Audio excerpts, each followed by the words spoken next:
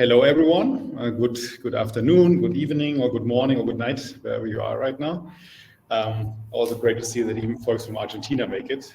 Today actually we are here with Alexandra to talk about the silver bullet of competitive supply chains. And well, my name is Gregor Stühler. I'm the founder and CEO of Scoutbee. And for those of you not familiar with Scoutbee, we actually deliver an AI-driven supply discovery and insights platform to help power your strategic procurement activities. And in this DPW session, I'm delighted to be joined by Alexandra Tarmo, Head of Partnerships and Social Procurement at Unilever. And well, Alex, it's great speaking to you. Yes, hello everyone, and very, very happy to be here and to talk with Gregor today. And Alexandra, just on a note, congratulations, of course, for winning the Supply Diversity Advocate Award of the Year. Thank you very much. Thank you. That's great recognition for the team and Unilever. Definitely it is. And yeah, again, it's a pleasure to connect. And together we will be exploring some of the groundbreaking procurement initiatives that Alexandra is involved in and that have such an effective drive for Unilever. And we will also be asking her thoughts about how tech like digital supplier scouting has helped to advance Unilever's progress. And yeah, Alex, maybe we start firstly with you. Maybe you can tell a little bit about yourself. Yeah, sure. No, thanks, Gregor. Yes, I'm Alex Tarmo. You can all call me Alex. It's absolutely fine. So I'm currently at Unilever leading the partnership and social procurement. I just completed 10 years at Unilever. But before that, I spent all my life in procurement. So I think I'm a procurement, kid or animal or professional. I work in different FMCG, but also outside. And I'm still in procurement, not by default, but by passion. I'm based in Zurich currently with Unilever, but I've been in several global roles. So that's a bit about me. And I was saying to Gregor, today is my second day back to office, which is a great thing for all of us working remotely from everywhere in the world. It's great to be back in office. Very happy to have you also here. And as we are live, I'm also back in the office. And next to us, there's actually the First League basketball team playing. So I closed the window so we don't have the cheering too much. So thanks for the patience. And coming back to the topics, then Alexandra, your title refers actually to social procurement at Unilever. And can you outline a bit about this strategy and some of the initiatives in this area? Yes, sure. And I think for procurement people listening, social procurement is something probably new, and it was such great for me to get that in the title because it's not necessarily what you expect to have associated, but it's really at the core of what Unilever is doing. You would know that we launched something that we call the Compass, which is really, our strategy. And the Unilever, really, our purpose, our ambition is to make sustainable living a commonplace. So we launched this Compass, which is articulated around three big drivers: brand with purpose, people with purpose, company with purpose. And with that, we launched our new procurement strategy with no surprise. It's called Procurement with Purpose. And we also launched our partnership program, which is Partnership with Purpose. So you will understand that purpose is really driving everything we do. And social procurement is a key piece because all of you will know very well what Unilever has been driving on sustainability in the last, I would say, 10 years quite heavily. But what is quite a new dimension we have added is the social piece. And probably the most relevant example is the commitment we made on achieving living wage to our supply chain.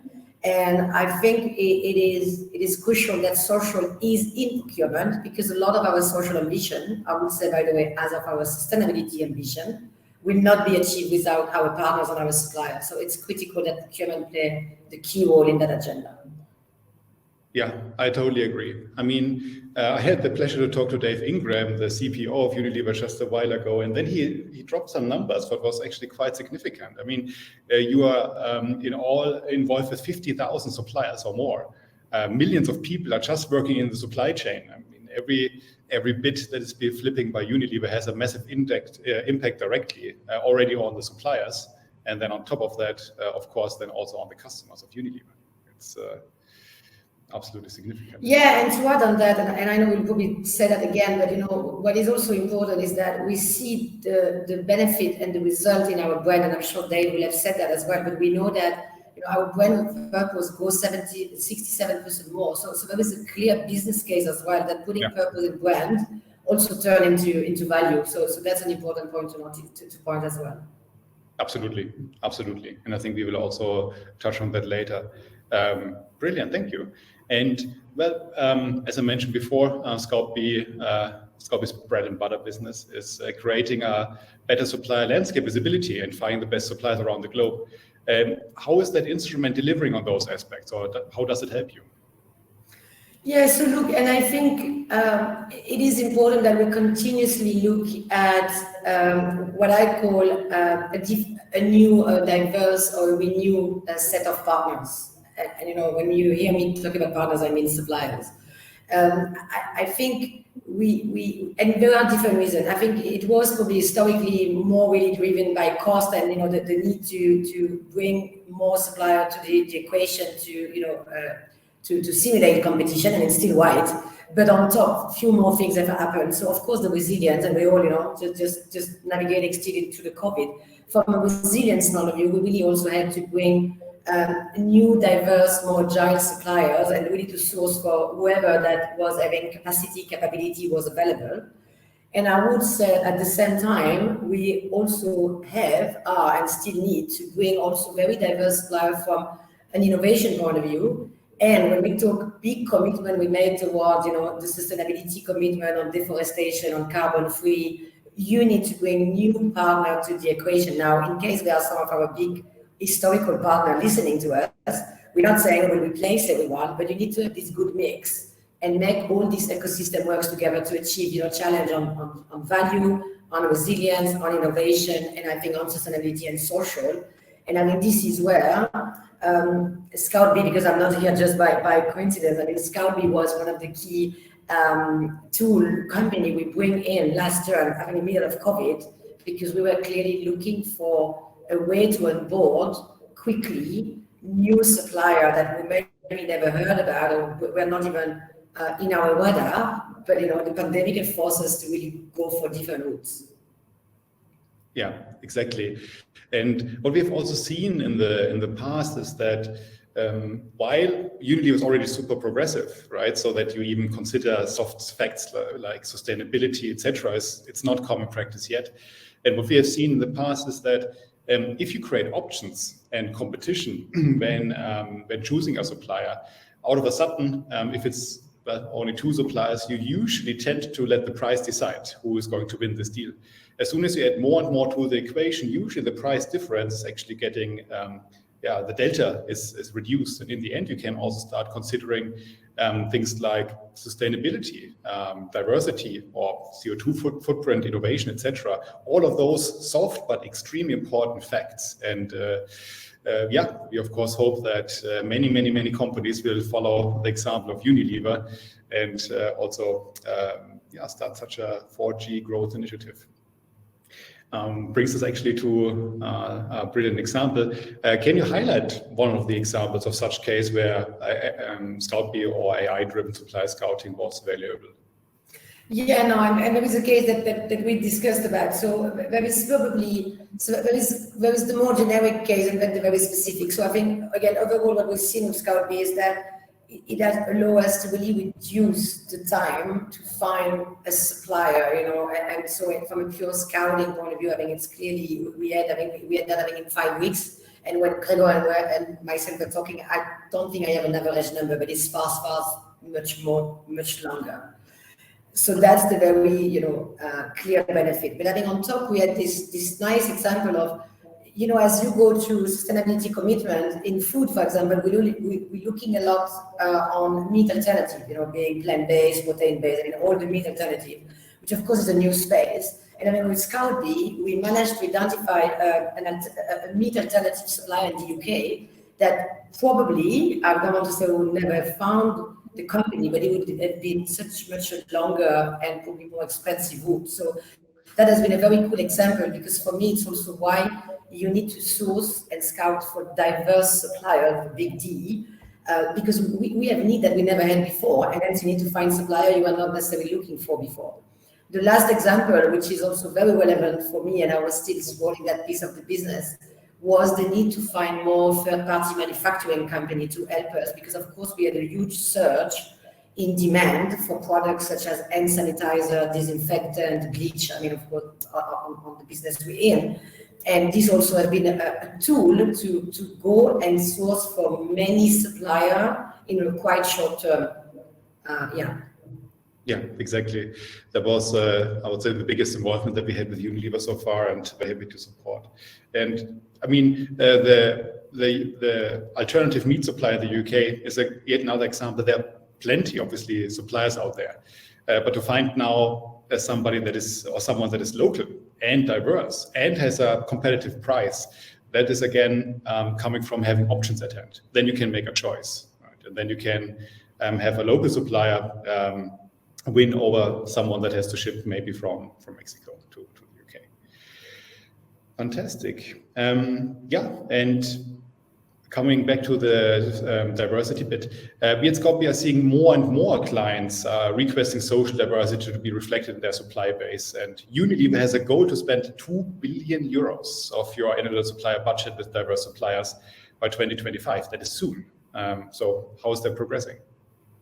Yeah, that's the other big commitment we are driving together with the living wage commitment. So, and that's the perfect example. So, and we've been saying that going to 2 billion, it's probably going with a multiplier like 6 to 7 to where we are today. So it's quite a journey. And to be able to attract and onboard diverse businesses, and for people listening, and will be all the underrepresented groups you can find in different countries. There is a need to again scout differently to identify these businesses. There is also a need very often to get them to work with other partners in the ecosystem, because they tend to be more, and it's not a generalization, but many of them we find are more SME or startup type. So because of our scale, as you said, we have more than 30 billion spend. We have, 55,000 suppliers. We operate across the world. We also need very often to make this small company to work with a bigger one or with a set of others to deliver what we need. And 5 years is quite short.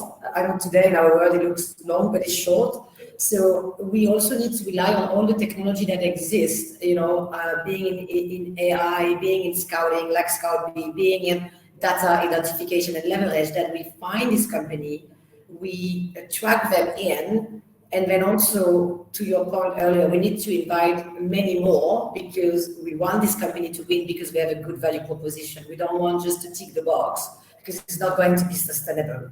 So in order to do that, we have to invite many of them, give many of them a chance, and then onboard the one which are the one that we need for tomorrow. So I do think this is where technology, it's probably a key requirement, and we are not the first one going with a commitment like that.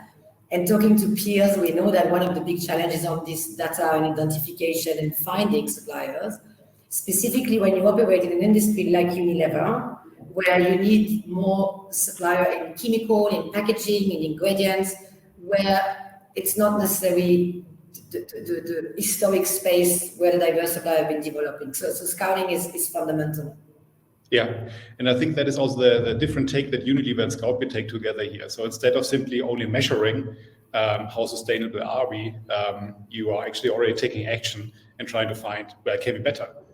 Is that sustainable enough? Can we go? Can we add another bar raiser into our supplier portfolio? And that's also our take from Scoutbee perspective, how sustainability should be actually carried out instead of only trying to collect the certifications. You mentioned it already when talking today. Procurement in the end is defining also the competitiveness of a company, right? So you cannot only do this for social good. So let's talk time and money. What was the bottom line impact in the end? Is that good business sense?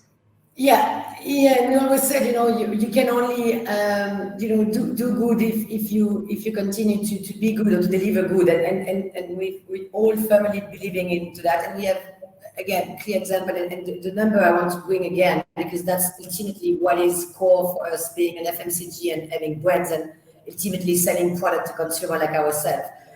The brand that embed, purpose and value are growing 63% faster than our competitors went. So there is a clear business case that if we embed that properly into brands, we are selling more. And I think this is where the big job for us in procurement is to make sure that we work very closely with brands, at least in the industry I'm in, and we deliver that to consumer in the brand.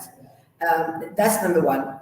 The other bigger one, before I go more to what it's the bread and butter of procurement, the other one, if I take living wage as an example, is that if you raise living wage of people, and if you ask a supplier to do the same, our extending supply chain, as you said, is millions of people, you are offering buying power to people that today they don't have it. Mm-hmm. And because we are selling soap and shampoo and soup, when you get to a point that you have a bit more power, money power, these are the basic product you start buying. So there is also a business case for us. Now, if I bring that closer to us in procurement, because we also have KPIs, and this is fully embedded, by the way, in procurement KPIs, we also have seen saving. So I think, what we've seen using Scoutbee, it's saving money because, to your point, you get better competition, more competition, so better price. You save time in scouting. So there is also a saving. I mean, you were quoting a 10 billion direct saving, coming 10 billion saving coming from the engagement we had so far, which I think is also a big value, like real value. And we have not quantified it, but I think there is absolutely a time to market or a time of innovation being landed, which we should not also forget, because that's quite key for our stakeholders. Absolutely. And of course, we are working on making it from tens of millions to tens of billions. Yeah.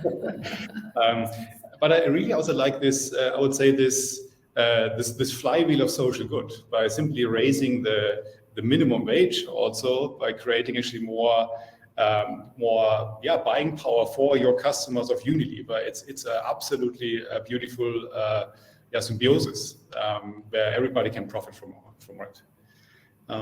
Fantastic. And we are actually coming to the end of our session also.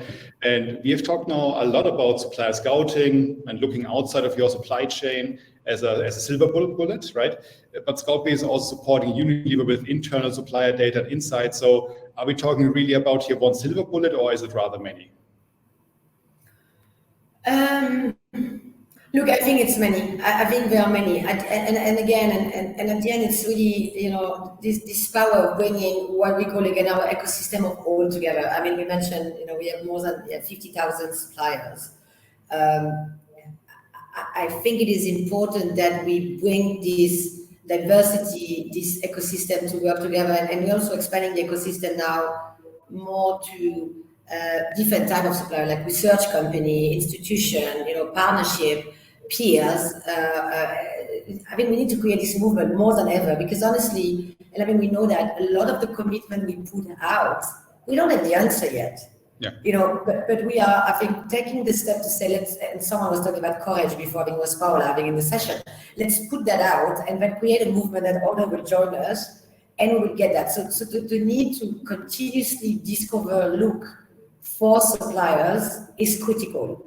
The need to also continue to be curious and spend time to engage with the industry is fundamental. But I also know that the majority of procurement people are over occupied to manage everything that's happening in the business. High inflation, resilience, issue, quality service. So the magic is really about helping ourselves as procurement community to do it efficiently, and also to make the other piece of job, which is more operational, as digitally as efficient as possible, that we all can spend time on scouting, which I think is the core of procurement. Again, I study procurement, I've been there all my life. This is what procurement is supposed to be. But we all end up doing a lot of internal stuff and processes.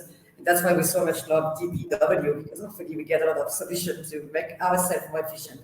But I think it is fundamental that we continue to explore and engage with different type of suppliers, and that we find efficient way to make them work together in achieving our big ambition.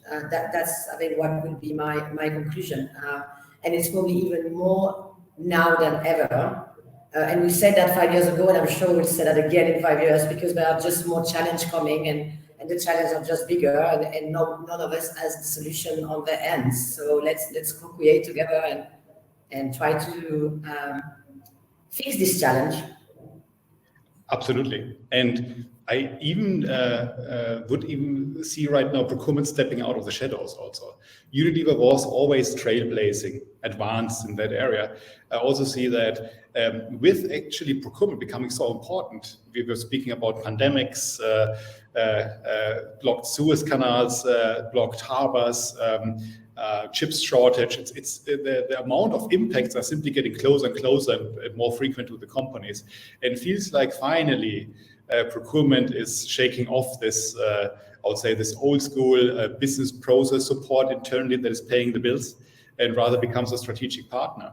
And with that, we see also, of course, a lot of new technologies. I mean, you are more experienced than I am actually in procurement, Alexandra. 5 years ago, there was no real DPW or digital event around that. This is a completely new way of working, and I am more than excited, of course, that we are part of that. So Unilever and Scoutbee, to shape the future in that regard. I think there's plenty to do. There's plenty to do. I think procurement is still far behind compared to HR or sales, marketing, and so on. So yeah, let's shape the future together. Very much looking forward. Absolutely. And yeah, that brings us actually to an end of our session. I will check if we have some questions already. Else I will slowly close this out. Laura, do we have any questions that are pressing? I don't see it. From that perspective, of course, if you have any questions, feel free to reach out, dpw@scoutbee.com. Or yeah, we see us in another session one day. Alexandra, it was such a pleasure actually talking to you and to learn more about your initiatives today. And in many ways, as I said before, Unilever is a real trailblazer in procurement, and it's great to hear the ways in which you are raising the bar, and happy that Scoutbee can of course support. So thank you so much for your time today. Pleasure. Thanks a lot. Thanks everyone, and see you soon. Yeah, thank you very much. Thanks. Bye. Thank you, audience. Bye-bye, folks. Ciao, ciao.